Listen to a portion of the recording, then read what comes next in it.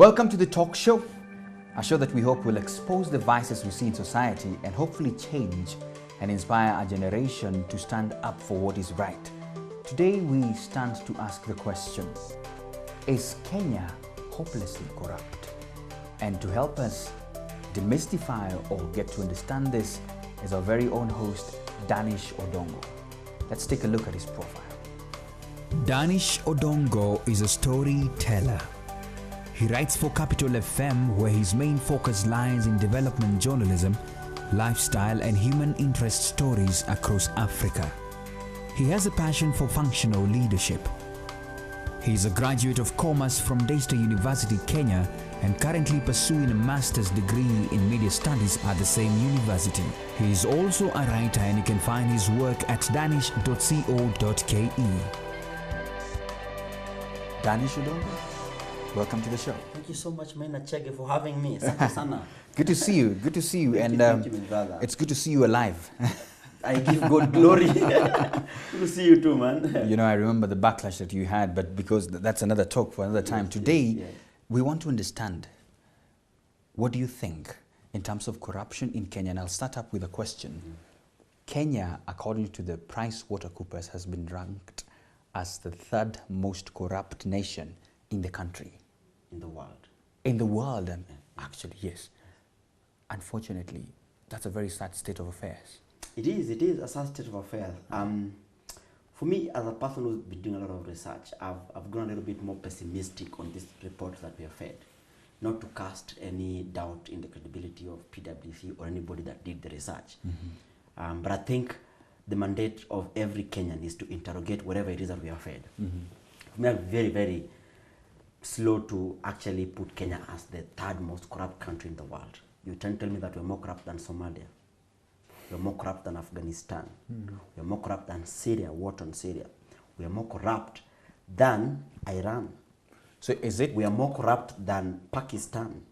So is it that because we have well-established We're systems more corrupt of than measurement? Nigeria? Maybe we are. That's PricewaterhouseCoopers says that. Yes. So do you want to tell me this is purely a strategy of tainting us in a certain way and it's not true on the ground? I would not say that. The problem with this report that we're not really, especially the media that reports on these surveys, do not give us an in-depth analysis of exactly what went into bringing out the survey and the feedback that we were being given. Like the sample size, the scope of the work, how many countries were involved, because all that matters in statistics. We cannot just wake up and say Kenya is the third most corrupt country in the world. We cannot just wake up and say that. Any mad person can wake up and claim that I own 10 acres piece of land. But we must go beyond to prove whether the allegations of the madman is correct or not.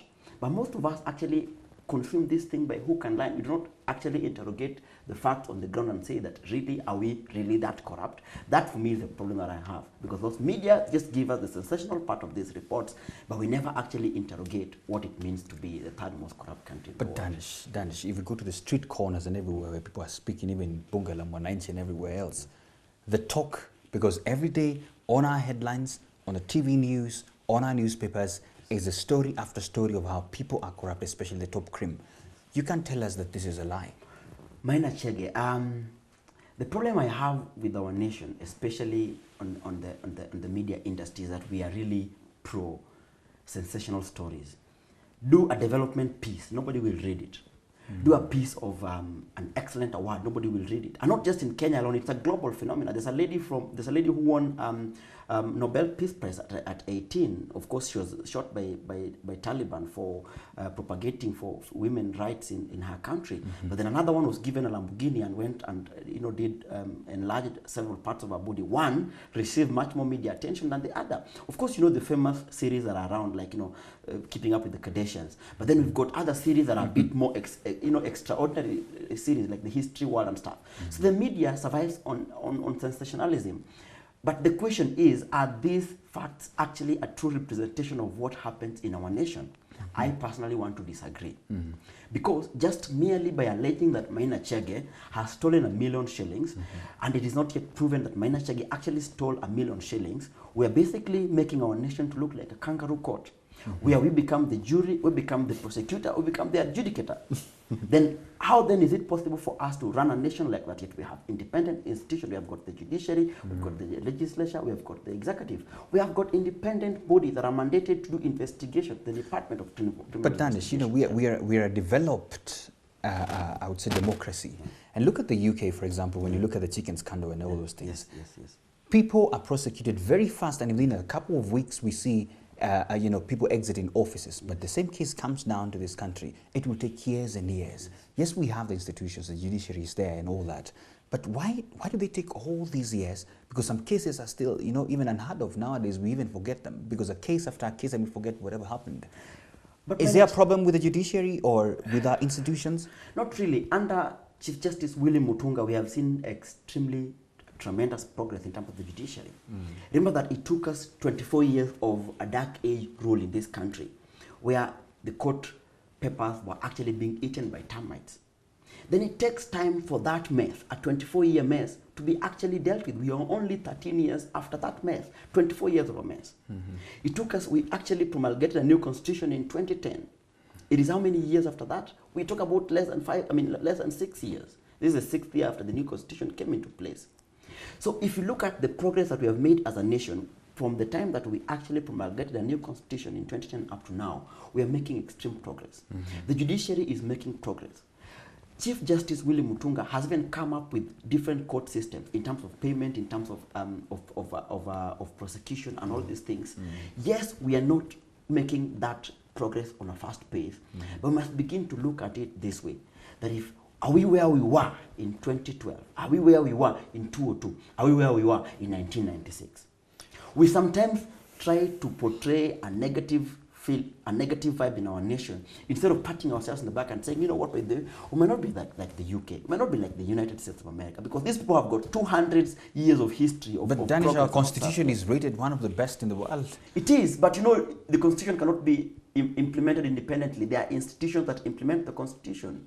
We talk about the judiciary to pass the relevant laws. We talk about the Senate. We're talking about independent institutions like the Ethics and Anti-Corruption Commission. We're talking about the Department of Criminal Investigation. We're talking about DPP. We're talking about the judiciary. All these, they are interlinked and they work together. And the capacity of each institution is not automatically improved merely because we've passed a new constitution. This constitution is not implemented by aliens. It is implemented by human beings who have still got failings, and they've still got issues, and they've still got a bit of capacity to be done. So are you saying maybe some of our institutions are being headed by people maybe who need to be, you know, changed or something? For me, I believe that we actually need to continue doing the radical surgery that was started by Chief Justice, by Justice Aaron Ringera when the NAC government came into power. You know about the radical surgery? That's what needs to be done right now. We need to audit every single public figure and see if they were actually appointed based on patronage or they're appointed based on competence. But Danish, you know, I don't even have my facts here, but we have seen, you know, commissions set up to, you know, audit particular people, even the police reforms, and we see people going to appeal and they're back in office and all those things. And you're thinking this is just a waste of public funds. And maybe just to bring in, President Obama came to Kenya, and you know, I just want to quote something that he said for you here, that across the country, one study shows corruption costs Kenyan 250,000 jobs every year, because every shilling that is paid as a bribe could be put into the pocket of somebody who is actually doing an honest day's work. What do you make of it when a whole president of the United States of America comes to tell us, listen, you need to check your house? Brilliant. We thank God for Obama. He's you know, president of the United States of America, but we are Kenyans. I really appreciate that we are working on a global arena and we cannot be excluded and you know, operate alone. But the people who can tell their own story are Kenyans themselves. We're the ones who can tell our honest story. Maina Chegi, if I come to your house today, I've never lived in your house, I've never, you know, been in your bedroom, I've never been in your living room, I've never been in your kitchen, but then I want to come and say that Maina only has this and this and this in his house. You look at me and say, okay, Danish, I actually appreciate your attempts to portray my house as this, but the honest truth is I'm the only one who can tell you how my house looks like. I'm not undermining the power of corruption in this nation. Corruption is primarily, basically in two forms. We've got the petty corruption, where people usually bribe chai to get services done. And then we've got the grand corruption, where we talk about the NYS scandal at 1.5 billion shillings. We talk about, the chicken gate scandal. We're talking about major scandals. Then those are two forms of corruption. And they are actually eating into the fabric of one nation. But Maina Chege, if you look at this nation, how many corrupt dealings have you had in this Jubilee government, or in this current government of President Uhuru Kenyatta? Think about Mwai Kibaki's government. We talk about Anglo-leasing. Yeah. Think about Moi's government. We talk about the Takwel Gorge scandal, where the price of that geothermal plant, the part of that, the power of that hydropower plant was actually inflated 3 times. And then the capacity was not even enough. It was done out of political patronage because they wanted politics from that side. We talk about Goldenberg. We talk about companies were being grabbed. Forests were being cut down to be turned into private property. Wangari Maathai fought to protect the Karura forest and even Uhuru Park, where they wanted to grab it. KSC was gone. Look at the Grand Coalition government. We're talking about the maize scandal. We're talking about Kazi kwa Vijana. We're talking about the Anglo-leasing scandal. We're talking about all these major scandals that happened. But Triton, we're talking about all these people. But this government, show me, and I'm not defending the government in any way. I might be, but if facts defend the government, then I'll be on the side of the facts. Tell me how many corruption scandals. But Danish, let me cut you short. What do you make of the NYS scandal? 791 billion. Yes. What do you make of the Eurobond? I know you have a lot of things to talk about with the Eurobond. Yes. What do you make of cabinet secretaries being fired because of all this taint in terms of corruption, because of the allegations that we had? Of course, some of them are in court. What do you make of all that? There's no government that looks a saint here. Corruption is ongoing. Just like we are having people stealing, we are having thieves, we are having people in hospital becoming sick. But simply because we are having a HIV pandemic doesn't mean that the fight against HIV is not being won. We do not judge corruption based on how many people have been fired or have not been fired, or how many allegations have come. But we must judge the fight against corruption by the actions taken by the authorities, the head of state. We're talking about the prosecuting bodies. We must look at the power, whatever actions they have taken to stem the corruption. So people have been fired. Is that a good thing? Yes. People are in court. Is that a good thing? Yes. We are having institutions changed. Is that a good thing? Yes. Now, that is how we judge the fight against corruption. Because today, I'm telling you, corruption is not an alien thing. It is in the hearts of men. Men are desperately and wickedly corrupt. Therefore, they will still steal. But no, you don't stop the fight against corruption because people are hopelessly corrupt, and therefore let's just throw in the towel and say, let them steal. No, you fight. That's the way we are gunning down criminals. We are jailing people. We are fighting Al-Shabaab. We are doing all these things. Now, because terror is so bad and we are being bombed left, right, and center, why then did we say, now let's give up and surrender and let Al-Shabaab take over? You know, Danish, you're making a lot of, great submissions, but however, I want to ask the question. And I think I want to allude to PLO Lumumba saying that, in this country, we want to, prosecute and jail for many years the petty thieves. But the top cream looks like if they're immune to this. As long as you have money, you will have your way out. That's a real challenge, because you understand that it's a known secret that justice is usually for sale, and to the highest bidder. Or of course, somebody said that in Kenya you're only found guilty before you're found to be rich. That's a very unfortunate reality, because money... So you're confirming it exists? It does exist. That's the honest truth. Everybody in Kenya has a price. Everybody in Kenya has a price. What's your price? Sorry. It's okay, let's go on. Everybody in Kenya has a price. You better be careful on what you're saying, because if you don't have a good price, you might find yourself in... But the price, it doesn't have to be in monetary terms. My price might be my value system. I have a very strong value system. My price might be the price of telling the truth. Okay. My price might be the price of standing up for something that might be considered to be not quite famous, but I will still stand up for it because it is the truth. So everybody has a price. But the sad thing is that we have had cases where people have bribed their way out of cases. We have had prices where people have bribed their way into office. We have had cases of allegations of 200 million shillings bribed for a petition to be dropped out. We have had cases of people basically bribing their way out of court systems. That is unfortunate. But for me, I don't want to look at that as a hopeless situation. If we do that, then we shall surrender to whatever evil has been bedeviling this nation. That for me is what I say. Look at this. And I want to allude back to what Obama said. 250,000 jobs every year. Corruption takes it away. And the question is, you know, even the Jubilee government that is already in power had promised, was it 5,000 jobs every year? Yes. And the question is, 250,000 in a year. I mean, if we just eliminate this vice, we are done and we are good to go. Yeah.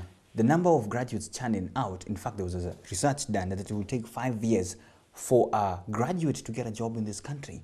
Look, corruption is really killing us. So we can't really, I don't want to say yes. Yeah, true. And I know you agree to that. Yeah. However, now, I would want us to also look at that top cream, the people who can pay out their justice. What do we do? You just mentioned the petition of the 200 million, and it's already getting now down. We can't even tell what's happening there. The judiciary itself is tainted. How can a whole chief, I mean a whole Supreme Court judge be part and parcel of such a scandal? Of course, it's in court. What do you make of such things? Maina, in the Constitution of Kenya, there's the first thing that says that all sovereign power belongs to the people of Kenya. All sovereign power belongs to the people of Kenya.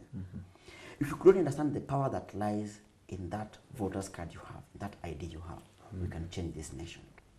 Because if I am bribed to vote for somebody, if I am given money to go and vote, if I'm given money to support a certain candidate, then I am part and parcel of that problem. These people do not fly their way into office. We have what we call a big man syndrome in this nation. We have people who are big in our communities. We usually praise them. We invite them for harambees. We invite them even in the church pulpit for them to come and give us harambees and give sermons. We invite them into places of worship. But we've never thought to ask that, okay, you're coming here, but you are a person who is battling corruption allegations. So we are actually in bed with them. So if it is costing us 250,000 jobs a year, it is because we are part and parcel of the people who actually put them in place. So you're saying the problem is you and me? The problem is you and me, squarely you and me. If Maina Chege, I am educated. You have a bachelor's degree, but you're still holding on to ethnic prejudices, depending on when you vote. If you're educated and you know the cost of corruption, but still you take 100 shillings, 1,000 shillings to be silent.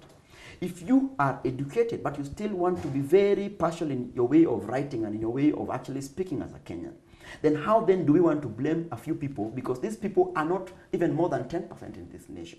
Wow. How is it that 10% then want to continue to rule on the 90%, while the 90% have the power to remove the 10%, but the 90% feel so helpless, their hands are tied on their back, all they do is to cry, wail, wail, wail. I want to urge every Kenyan, the time to cry is over. The time to continue to blame politicians is over. The time for us to start saying that we are hopeless, it is over. If you're hopeless, you are hopeless because you're the one who's chosen to be hopeless. You don't know the power that you have. You know, Danish, you're making very serious comments there, and I think then there's a responsibility to be played by the common Mwananchi as well, you and I. And I'm thinking as well, we need to address that and ask ourselves, what are these petty things happening down there that are being propagated? Because I'll come back to tell you that there's something as well with the education system that we have. There's corruption there, and I think it's breeding out better corrupt people in the future. We'll talk about that. We want to take a break right now, then we'll be right back. We take a break, don't turn that dial.